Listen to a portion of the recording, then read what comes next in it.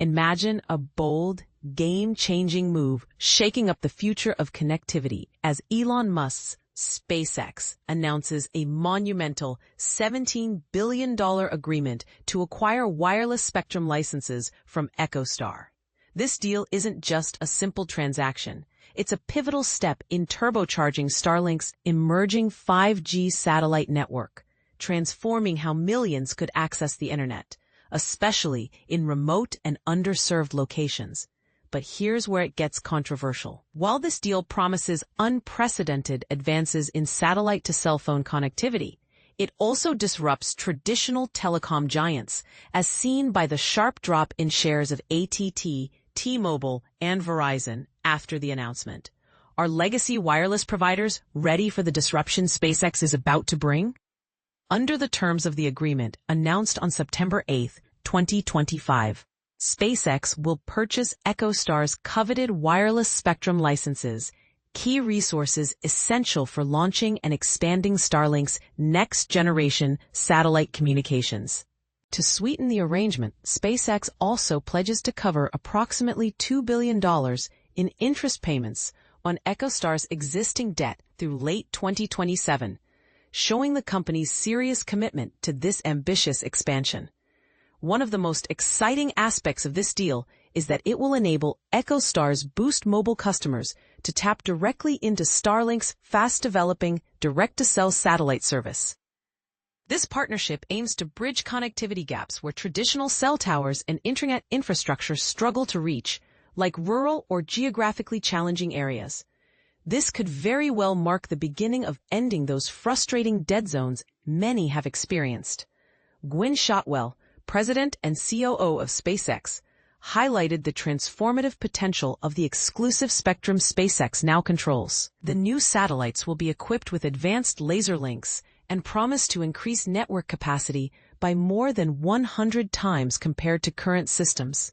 This step change in performance underlines SpaceX's mission to expand global mobile coverage, delivering consistent, high-quality service to customers no matter where they are. This news sent EchoStar's shares soaring by 19% during early trading, a clear market signal of optimism. Meanwhile, the notable decline in shares of major U.S. wireless providers reveals the tension and uncertainty traditional carriers face in responding to this emerging competitor. This deal emerges amid an explosive surge in wireless data consumption in the U.S., with Americans using a staggering 132 trillion megabytes of mobile data in 2024, a 35% increase over the previous record. This highlights how the demand for faster and more reliable mobile connectivity is skyrocketing, reinforcing the urgency behind SpaceX's push to expand Starlink's 5G satellite network. Since 2020, SpaceX has launched over 8,000 Starlink satellites to build a vast, low Earth orbit network heralded as transformational by industries including the military, global transportation, and underserved communities. About 600 of these satellites, specifically designed for the direct-to-cell network, were deployed just this year alone. These specialized satellites orbit closer to Earth than their predecessors, functioning almost like cell towers in space. Integral to launching these advanced satellites is the Starship rocket, SpaceX's colossal next-generation launch vehicle under development for nearly a decade. Its increasingly sophisticated test flights edge closer to enabling SpaceX's first operational Starlink deployment missions, slated for early next year.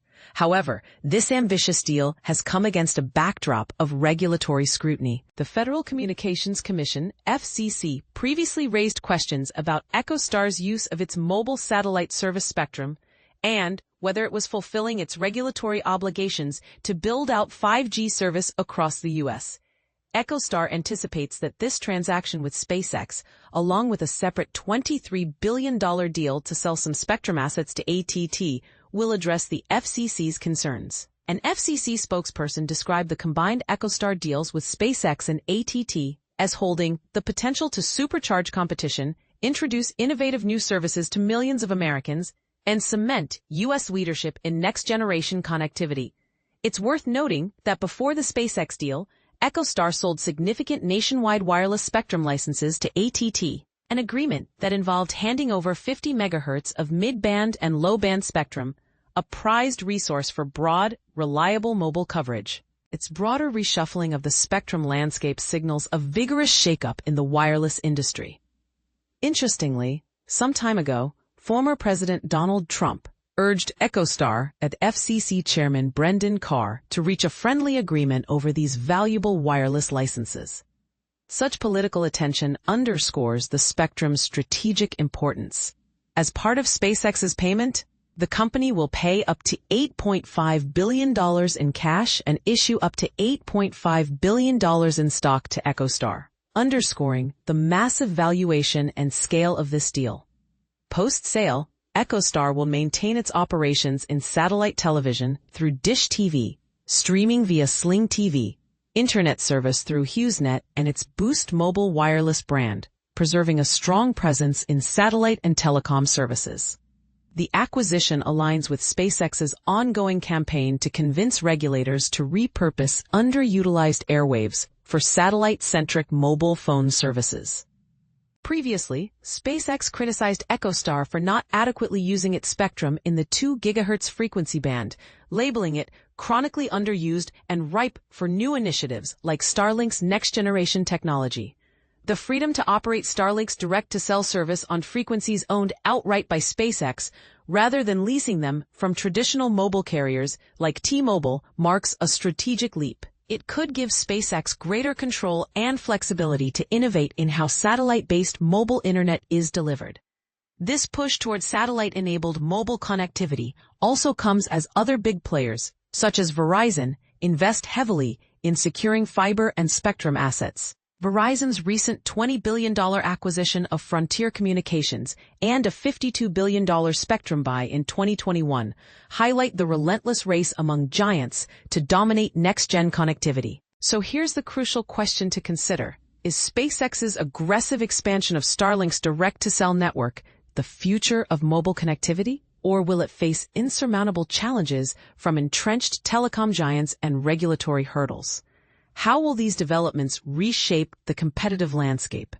We invite you to share your thoughts. Do you believe satellite networks like Starlink can truly replace or complement traditional mobile towers to close digital divides?